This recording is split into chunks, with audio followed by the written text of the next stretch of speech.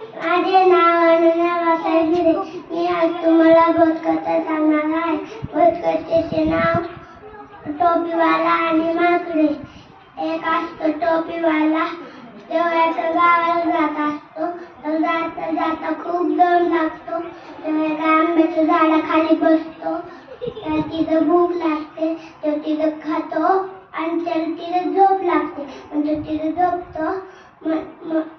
झाडावर माकडे असतात, ते खाली येतात. त्याच्यातले एक एक टोप्या घेतात आणि आपल्या डोक्यात घालून झाडावर जाऊन बसतात. मग टोपीवाल्याला जाग येते. मग टोपीवाला उठतो, आपल्या टोपलीत बघतो, त्याला काहीच दिसत नाही. तो इकड तिकड पाहतो, त्याला आपल्या टोप्याच दिसत नाही. मग तो वरती पाहतो, मग त्याला माकडांच्या डोक्यात टोप्या दिसतात.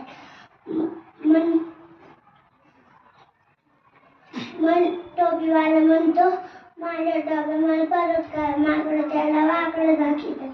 परत तो म्हणतो, माझ्या टोप्या मला परत करा. परत ते त्याला वाकडं दाखवतात. परत टोपीवाला माकडाला दगड हाणतो. मग माकडं त्याला वरच्या पायाला ठेवून टोपीवाला मारते. पण टोपीवाला विचार करतो, आता काय करावं. पण टोपीवाला टोपीवाला आपल्या डोक्यातली टोपी काढतो, त्याच्याकडे पाहतो आणि खाली टाकून देतो. माकडं पण आपल्या डोक्यातली टोपी काढतात, त्याच्याकडे पाहतात आणि खाली टाकून देतात. टोपीवाला सगळ्या टोप्या जमा करतो, आपल्या टोपली टाकतो आणि दुसऱ्या गावाला निघून जातो. धन्यवाद. बोधकथेतून बोध.